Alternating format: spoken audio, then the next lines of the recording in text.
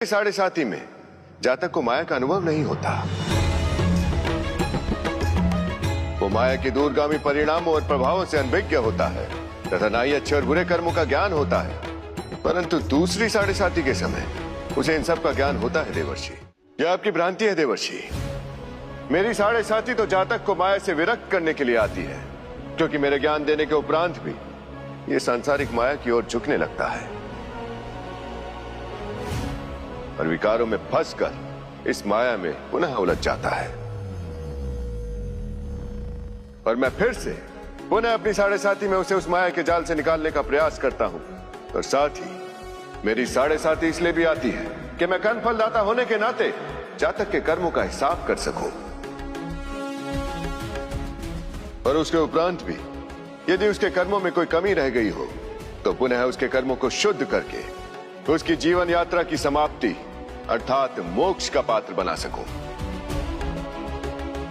तथा उसके बुरे कर्मों के लिए उसे दंड देकर, उसे पीड़ा देकर सदैव के लिए बुरे कर्मों से उसे विमुक्त कर सकूं। अर्थात आप 7.5 वर्षों के लिए जिस जातक को पीड़ा देते हैं उसका प्रभाव मात्र अगले 30 वर्षों में ही समाप्त हो जाता है। समाप्त नहीं होता, परंतु जातक भटक अवश्य जाता है माया के कारण।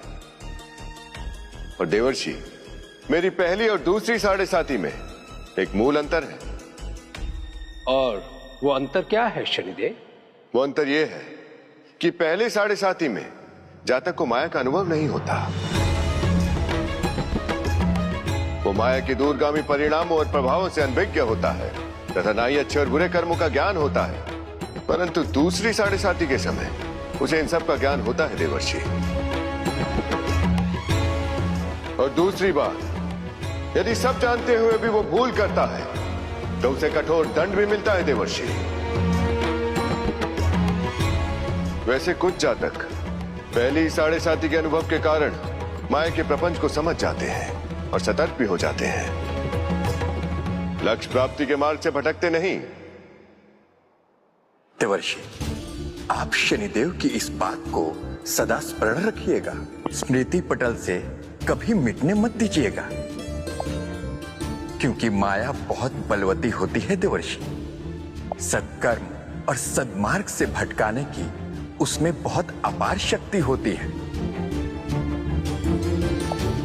वे कब और किस रूप में हमारे सामने आएगी ये कोई नहीं जानता देवर्षि।